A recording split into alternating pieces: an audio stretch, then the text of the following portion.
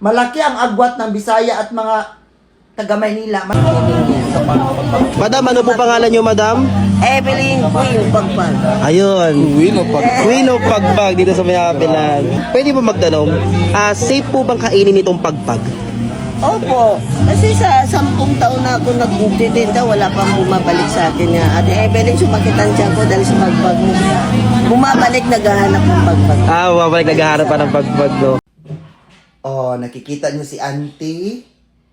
Yan si Auntie ay taga Luzon.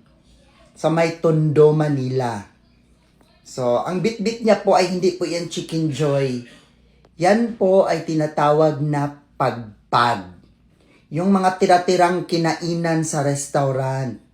Sa Mang Inasal, Jollibee, or ano-ano pang mga restaurant dyan sa Maynila. May nag-ask sa akin isang AFAM. Sabi ng AFAM, nakita niya daw sa internet, ano na yung pagpag? So, sinabihan ko sa AFAM na hindi ako,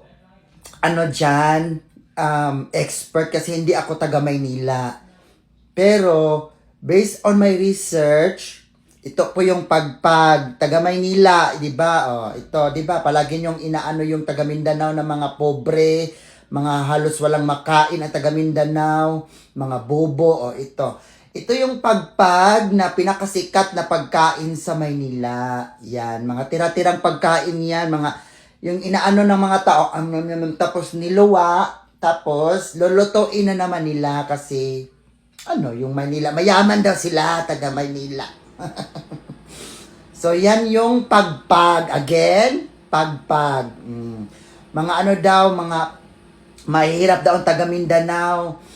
So, yung pagpag again, yan yung mga tira-tirang pagkain, niluluto nila, ginagawa nilang adobo, or ginagawa nila ulit na fried chicken. So, yung mga tira-tira. So, kung sa Mindanao yan, pagkain niya ng mga aso, mga pusa, ganyan, dinadala yan ng mga customer kasi ipapakain sa mga aso, sa mga askal, ganon. Sa Manila, binibenta. 60 pesos daw yan, isang silupin. Hoy, taga Maynila, wag nyo kaming taga Mindanao na mga mahihirap. Diyos ko, Lord. Sa sobrang hirap namin, hindi kami kumakain ng pagpag. Kailan ba kayo matututo? Sa Mindanao, ang lawak-lawak na mga lupain ng mga taga Mindanao. May sariling garden, may sariling taniman, may sariling mga mga hayop na mga baboy, manukan, ganun sa Mindanao. Tapos sasabihan yung mahihirap, mga bobo. Sino bang bobo na kumakain, hindi bobo na kumakain ng pagpag? Diyos ko, Lord.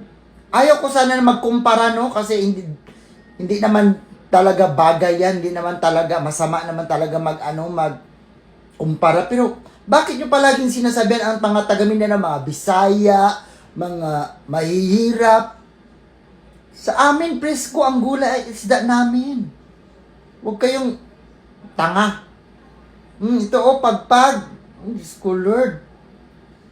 Giluwa-luwa naman na sa mga tao, giluwa-luwa na inyong kaunon. Diyos ko, Lord. Hindi kumakain ang mga taga Mindanao at mga Bisaya ng pagpag.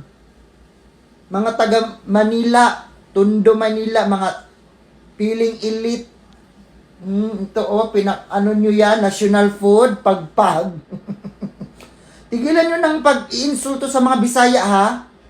Malaki ang agwat ng Bisaya at mga taga Manila. Malaki ang mga lupain ng mga taga Mindanao. Maraming hayop, alagang hayop, manok, kambing, baka, baboy, palaisdaan. Hindi kami kumakain ng pagpag. Huwag nyo kami ikumpara. Scholar, tigilan nyo na taga Maynila.